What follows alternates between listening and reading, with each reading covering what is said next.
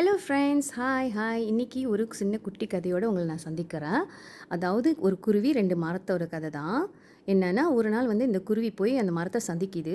மரத்த கிட்ட கேட்குது, "நான் வந்து இங்க கூடு கட்டிக்கவா?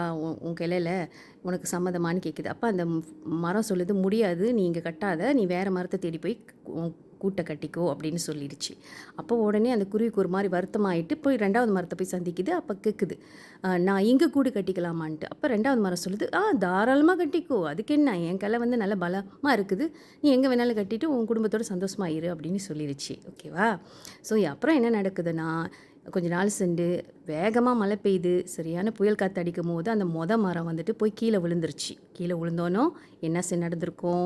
இந்த குருவி என்ன செஞ்சிருக்கும்? போய் அத கேலியா கேட்குது. "பாத்தியா, அன்னைக்கு நீ நல்லது செய்யல எனக்கு. அதனால தான் உனக்கு இந்த மாரி நடந்து போச்சு" அப்படின்னு சொல்லுது. அப்ப அந்த மரம் சொல்லுது, "உண்மையாவே எனக்கு தெரியும். அப்படி இல்ல. உண்மையாவே எனக்கும் தெரியும்ப்பா. என் கிளைகள்லாம் ரொம்ப பலவீனமா இருந்துச்சு. என்னோட வேர்லாம் ரொம்ப பழசாயிருச்சு. ரொம்ப வயசாச்சு. அதனால நான் எப்போ வேணாலும் கீழ விழுந்துருவேன்னு நெனச்சு தான் நான் உன்கிட்ட இங்கே கூடு கட்டாத. வேற மரத்த தேடி போ அப்படின்னு சொன்னேன்" அப்படின்னு சொன்னுச்சாம். அப்ப தான் அந்த குருவிக்கு புரிஞ்சுச்சு. என்ன புரிஞ்சுச்சு? இந்த மரம் நம்மளுக்கு நல்லது தான் பண்ணியிருக்கு. நம்ம குடும்பத்தோட சந்தோஷமா இருக்கும் பாத்தியா? அப்படின்னு நெனச்சுச்சாம். ஸோ எந்த சமயத்துலயும் நம்ம வந்துட்டு ஒருத்தங்க நம்மளுக்கு நோன்னு சொன்னாங்கன்னா, அத ரிஜெக்ஷனா எடுக்காம, அது ஒரு பாசிட்டிவிட்டி எடுத்தோமா, அது நமக்கு நல்லது தான் நடக்கும் அப்படின்னு நம்புங்க எப்பயுமே. Okay? If you like this story, please like and share it. Thank you. Bye bye.